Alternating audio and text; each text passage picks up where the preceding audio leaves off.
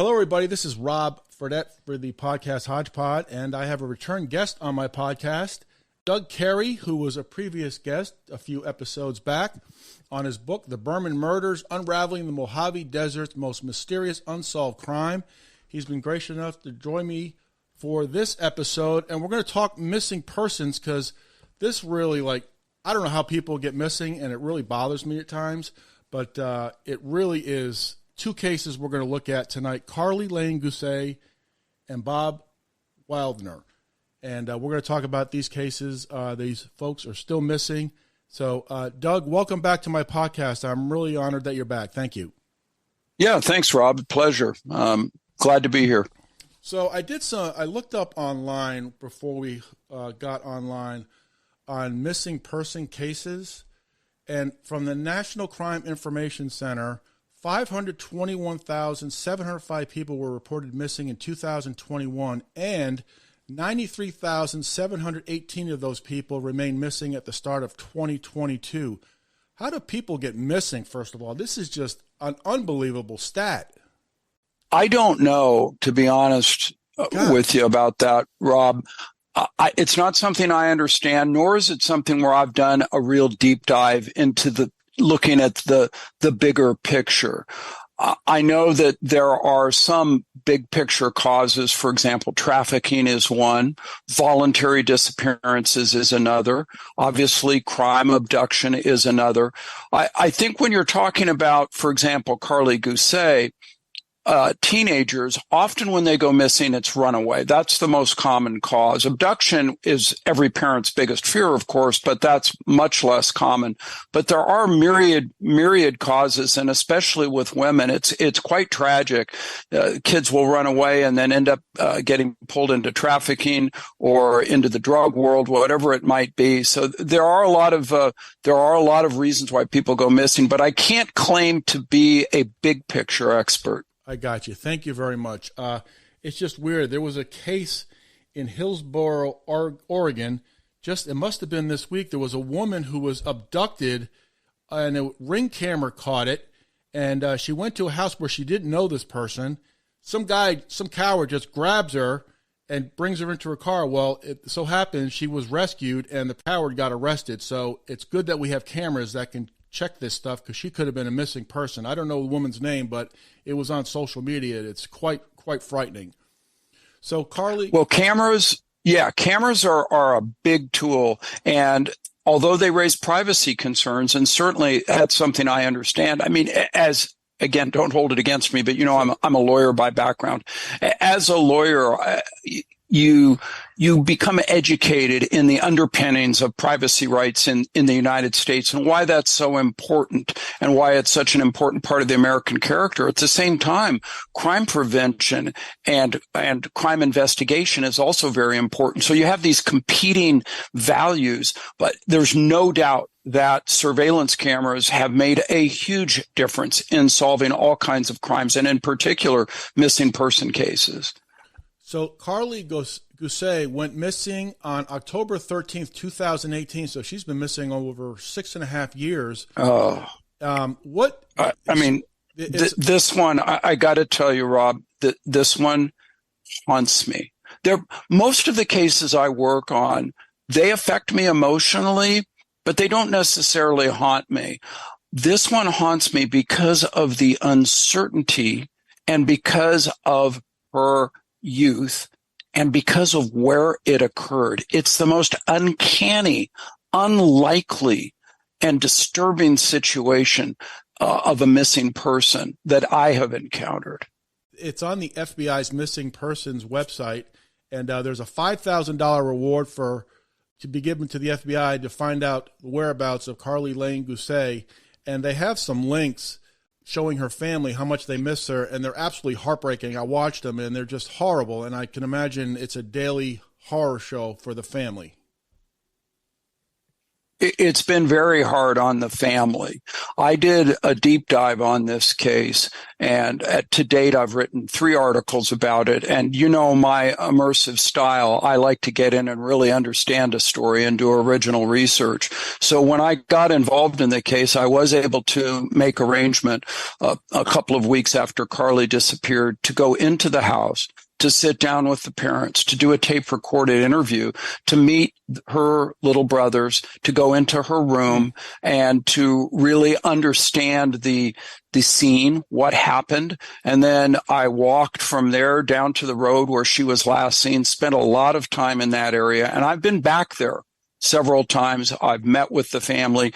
There was a tape recording that Melissa had done of her stepmother, Melissa Guse, had done of Karlie the night before Karlie disappeared. I was able to hear that long before it was released to the public. So I'm very familiar with the case. I've done a deep dive on it, and I'm just as puzzled as anybody. I just don't have any answers except to say that my best guess or supposition would be that she was abducted. As unlikely as that is, given the location and given the statistics, Rob, I still think that's probably what happened. So she was at a party that night? Was she at a party, and after the party, she just disappeared? Okay, so Karlie was a 16-year-old girl. She'd had some issues with marijuana use and a little bit of, I don't know if I'd call it delinquency, but just some issues at school. She had a boyfriend. She had a friend group. In some ways, she's just a typical teenager who's maybe a little bit rambunctious, acting out a little, but at the same time, fundamentally a good girl, good relationship with her father, good relationship with her birth mother, her stepmother. There was nothing that indicated any problem. She loved her little brother. She loved her boyfriend. So Friday night, she tells her mom she's going to stay in town. Let me back up for a second, Rob. Town is about 10 miles away. So we're talking an area of Eastern California that's quite rural. Bishop, California itself, where Karlie went to high school, is a rather remote location. I mean, it's a city, and it has all the services that one would expect, but it's more like Whitefish, Montana, something like that. It's a mountain city. Tourists pass through, a fairly active kind of place. But where Karlie lived was on a lonely highway, Highway 6. It's actually an interstate little road that runs north from Bishop into a lonely area of eastern Mono County called Chalfont Valley, really just a place of mountains and wide open spaces. And in that valley was this little subdivision, and that's where Karlie's parents lived, mainly modular homes and kind of rural homes with large lots, very comfortable subdivision where neighbors know each other, but small, a little pocket of homes in what's otherwise pretty much wide open desert. So back to the events. Friday night, Karlie is down in town, so she's 10 miles away. She calls her stepmom, Melissa. She was living at that time with her stepmom and her birth dad. Her birth mom lived up in Nevada. So Melissa, her stepmom, and Karlie are close. I'm going to go to a football game. I'll be home late. Well, really what she was doing is going to a house party with her boyfriend and some other kids, and they were using drugs. It appears from the investigation that the only drug that was used was marijuana. Now, I have to tell you, based on my initial reports of what I heard from the birth mom, from Melissa, and what Karlie herself had said, it sounded to me like an acid trip. I mean, listen, I was at Berkeley in the 70s. I know what that stuff is about. Sounded to me like she took some acid. And the reason I thought that she might have taken LSD was that she had actually asked her birth mom a couple of months earlier what she thought of LSD, and her birth mom gave her some honest feedback. Additionally, it was known that there was some LSD going around Bishop at the time. Nonetheless, the police did do a deep dive on this, and I believe the FBI did too. And it appears that all she did was smoke weed. She'd smoked weed before, and so why she would have a bad reaction is strange, but she became very paranoid, and she ended up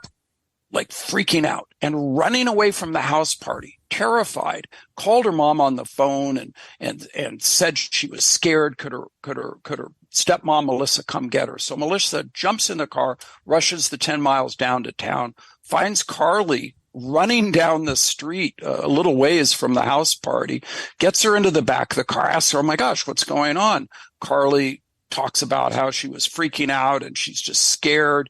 So Melissa brings her home, and they have a long night in the house, as primarily Melissa. Her father, Zach, was somewhat involved, but it was mainly Melissa, just trying to talk Karlie down, calm her down, get her to sleep. Karlie would sort of go up and down. She had these episodes. Sometimes she'd be very manic and almost hallucinating, and other times she would be just more normal. But by the wee hours, she had apparently fallen asleep. So, what's the feeling? Was she? Did anybody notice that at the party that she was gone, or was there any sense that she was missing? Well, at the party, yeah, her boyfriend knew that she had run off, but once her mom came and got her, it seemed everything was okay.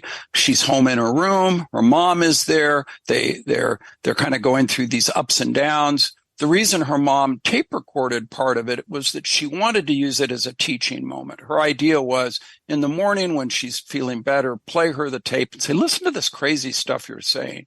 It doesn't make sense to do drugs, honey. This is an example of what happens. You kind of get wigged out. Obviously, Melissa never had that chance, because early in the morning, Melissa wakes up and she's in the room with Karlie. They're crashed out on the bed together. She wakes up and Karlie's gone. She goes to look for Karlie. Her phone is sitting on a counter in the kitchen, and she's gone. Melissa jumps in her car and goes and looks for her, and Karlie just can't be found. And the situation sort of escalates from there. Now, listen, a lot of people immediately started pointing fingers at the stepmom. First of all, stepmom, there's a certain implication to that. But more importantly, Melissa began live streaming onto Facebook during the course of the Saturday when the search begins to escalate for Karlie. And honestly, those videos, I think most of which have been taken down, were pretty weird. If you see Melissa, she looks weird, and naturally people are going, what's wrong with this lady? Something seems off. And so based on Melissa's demeanor, they immediately suspected her. But the thing is, you can't tell just by a person's demeanor what they're thinking or what's really going on. A lot of people think they can read other people, but in situations like that, it's really hard to tell. Maybe she was feeling guilty and somehow responsible. Maybe she just isn't good on camera. So can you look at it as a factor? Odd demeanor? Yes. But to pronounce judgment based on demeanor isn't a good practice. And the reason that I was fairly quickly able to conclude that nothing bad happened in the house that night, and indeed Karlie did leave the house healthy and unscathed on Saturday morning, was that I talked with two neighbors independently who saw her, and both described the same thing, saw her walking through the neighborhood early in the morning, wearing sweatpants and a T-shirt, and oddly, she was carrying a piece of paper in her hand. She was last spotted by a witness that the sheriff's office has identified, but whose name has never been publicly revealed, who saw her standing down by the highway, this U.S. Highway 6, a little 2-lane road, literally, in the middle of nowhere. And whether she voluntarily got into a vehicle, whether someone forced her into a vehicle, or whether she just kept walking into the desert so far into some place where she hid in a hidey hole and no one ever found her, is anyone's guess. I mean, it's one of those, because it's been over 5 years and she hasn't surfaced. There is like I said earlier, there is a reward of $5,000 from the FBI. You can go on the FBI website, Karlie Jean Guse, and you can get the description. She's 5'7", dark blonde female, and blue eyes, approximately 110 pounds at the time of disappearance. And it's really heartbreaking, just the videos about this. It's just horrible. There's a case here in East Tennessee. I think I spoke the last time. Her young girl's name is Summer Wells. It'll be approaching 3 years in June. She's been missing. She looks like supposedly snatched from her home, and there's still no no way of knowing where she is. It's just horrible. It's just people go missing. It's absolutely stunning. Well, I do not believe Karlie was a runaway, and I don't think a healthy girl on a day that wasn't particularly hot, it was a fairly temperate day, would have gotten heat exhaustion or something like that. I really doubt she just crawled off somewhere to die. She had a life. She had a boyfriend. She had a friend group. She had a stepmom and a dad. She had little brothers whom she loved. So I think abduction is most likely. And honestly, she was a beautiful girl. She was slender, with long hair, blue eye, or green eyes. She had that look that I think might attract a creeper, so that if somebody did happen to come down the road and they saw her, she might be the kind of bait that they would try to snatch. Terrible, terrible thing. We have to conclude at this point that she's probably no longer alive, although we don't know for sure. But it's so mysterious and so troubling. Imagine if that was your daughter and she's just gone. It's absolutely horrible. Another case in Death Valley is that one of Bob Wildoner, 76-year-old. He was out at the Death Valley National Park in May of 2021, and he has not been seen since, and he knew that area like the back of his hand, did he not? Well, his family would like to believe that he knew it like the back of his hand. My investigation would end in the community of people who go to the hot springs in this part of Death Valley National Park called Saline Valley, where by chance the Bermans disappeared and turned up murdered. In Bob's case, he was, like I said, well known. He frequented the area. And on a prior trip, a truck that he was driving had broken down. And so he was going back to fix the truck. He was a guy who knew his way around automobiles. He was going to go fix the truck and then drive back out, and then later return with a friend to shuttle the truck back out of Saline Valley. So he was on a mission. Bob was starting to experience a little bit of cognitive decline, a little bit of short-term memory loss, that kind of thing. He would get a little fuzzy. He'd had a long day on the road, driven a long way, and come in on this rough dirt road, arriving after dark. He'd popped a couple of beers along the way. He usually did. Once he got off the highway, he was on the dirt road. He'd like to have a couple of beers while he's driving. People commonly do that out there. He rolled in after dark, and in the morning, the truck that he had just driven in was found, but he was nowhere to be seen. And a massive search failed to turn up anything. And the question was, well, how far could he have gotten? The guy was 76 years old. He had limited mobility at that point. He was pretty frail, kind of hunched over. Man, it's not like he would have walked for miles. He had parked near an outhouse. This is a good quality outhouse, kind of looks like a permanent structure built by the National Park Service. And it was pretty obvious to me that what happened is as he pulled into the campground, his headlights kind of, as he made a turn, swept across the face of this outhouse. And he probably had to use the facilities, right? He'd had a couple of beers, maybe had to take a leak, maybe, who knows? But it's very, very plausible to think that's why he happened to stop his truck in that location. The truck was found with a fast food bag on the seat, a couple of beer cans on the floor, the keys still in the ignition, and his cell phone also sitting on the seat. Well, the question is, where did he go? Well, I think most likely he went to use the bathroom. Well, why didn't he, after he was using the bathroom, just walk back to his truck? Well, this is where Bob may not have known the area as well as he thought he did. The campground that he was in is a big kind of sprawling campground. And Bob usually camped in a different location. He had come around back to that side because that's where his broken truck was. It had been put over there. So he comes out of the bathroom. He doesn't have a flashlight. I know this because I searched his truck and found the flashlight in the glove box, and it didn't even have a bulb. He didn't have his cell phone light because he left it on the seat. So he came out. There was no moon that night. The truck he was driving was black. And as he looked around, he probably was just disoriented. And what my colleague and I who investigated this theorized is that simple mistake. he came out, and instead of turning right and going a few hundred feet kind of down a little hill to where his truck was, he probably turned left and went down a little hill in the wrong direction. That's what we think happened. You said there was a massive search. How long was the search? How long did the search go? Well, the search, because of the heat, it got very hot in the days after he disappeared. Even in May, it can get quite hot out there, and it was unsafe for the search to continue. But they did cover a big area. And again, this is wide open desert, so a little hard for somebody to hide. So what happened to Bob? He vanished off the face of the earth. And how come they couldn't see him from the air, or the ground searchers didn't stumble across him? I mean, my God, how far could he have gotten? So they did pump the outhouse just in case somehow he fell in, or something crazy like that. As my colleague and I looked at it, we thought there must be some explanation. Nobody kidnaps a 76-year-old man in the middle of the night in an area where there's hardly anybody to begin with. So what we did is we did a reconstruction. Happened to be a moonless night when we did it. Well, first, we spent days scouring the area and didn't turn up any clues. So then we did a reconstruction. My colleague was the one who conceived of this. He wore the same kind of shoes Bob was wearing. We did it on a moonless night.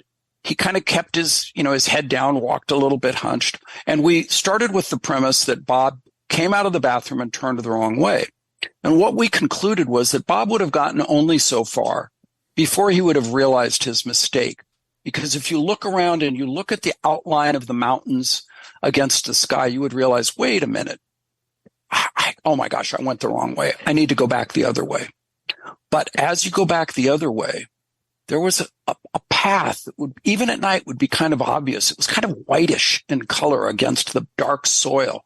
And if you started following that path, yes, you'd be heading back in the direction of the outhouse, but not quite. You'd actually go up the wrong hill, and you'd end up on a plateau just 100 vertical feet above the outhouse, and you would bypass the camp entirely and head off in a direction that you're now moving away from the camp. And it was in that spot, probably less than a quarter of a mile from the camp, but far enough away that somebody wouldn't hear you crying out. It was in that spot that we found one of Bob's broken sandals, which was positively identified by his wife, Cindy Lee, because not only did she recognize the brand and the look of it, it had some very unusual adhesive tape patchwork in the heel area. And Cindy remembered it. She said, yeah, Bob, he was kind of like to prolong the life of things. And when these favorite old sandals of his, a few days before the trip, he could see where they were separating a little bit. He very carefully and painstakingly took adhesive tape and patched it. And I watched him do it, she told me.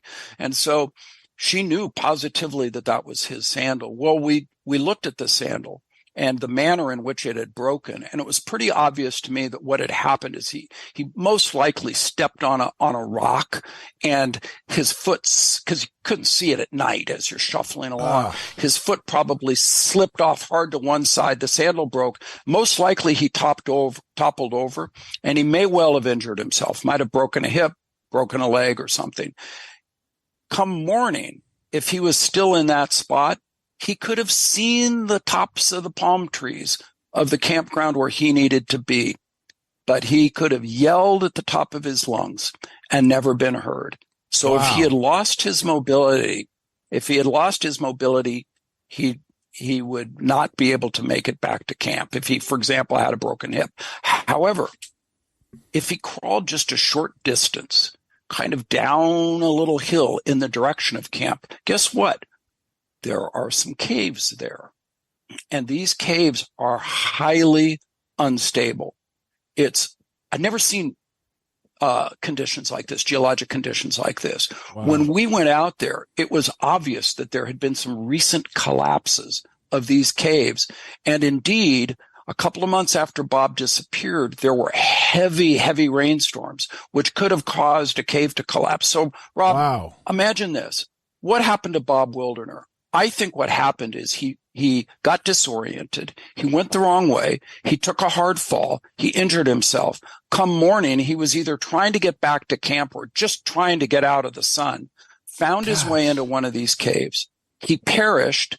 That would explain why a firefighter smelled the strong smell of death a few weeks later, but because of the shifting winds, wasn't able to identify where the smell was coming from, but said to his wife, I think that's Bob. He actually said that to his wife.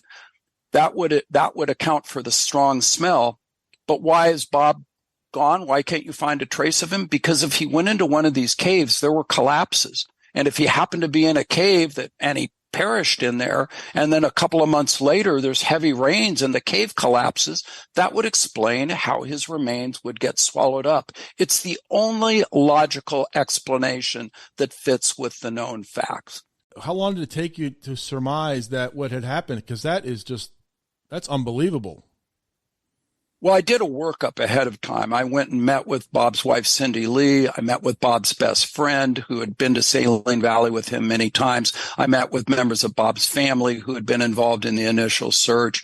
I spoke with search and rescue folks, looked at their maps. And of course, I know the area very, very well. However, I didn't know about this particular section of Little Hills. They're very nondescript, Rob. You can be up close to them and not realize there's even caves there. So it was quite interesting to stumble across this scene. So when my colleague Stuart Jeffries and I went out there, we spent a few days just scouring the desert. And at one point, I found myself a couple of miles away from camp, way up on this alluvial fan, looking down at the hot springs and asking myself, Doug, what are you doing up here? Hey, this guy would have never made it up here. There has to be some other explanation. And it was the sandal that led us in the direction of these caves. And I thought, yeah, he probably got swallowed. And Rob, it's not the first time that somebody has been swallowed. I know of other cases where disappearances are explained by, for example, a vehicle driving off a bridge into water, things like that. And you think, oh my gosh, they've been abducted, and people spin these theories. No, they got swallowed. And I think Bob Wildoner got swallowed. Is it possible, like in the desert out there, is it possible to get disoriented even if you're at full capacity? I mean, if you don't have a phone or if you don't, I mean, you look around, can you get disoriented even in the best of conditions?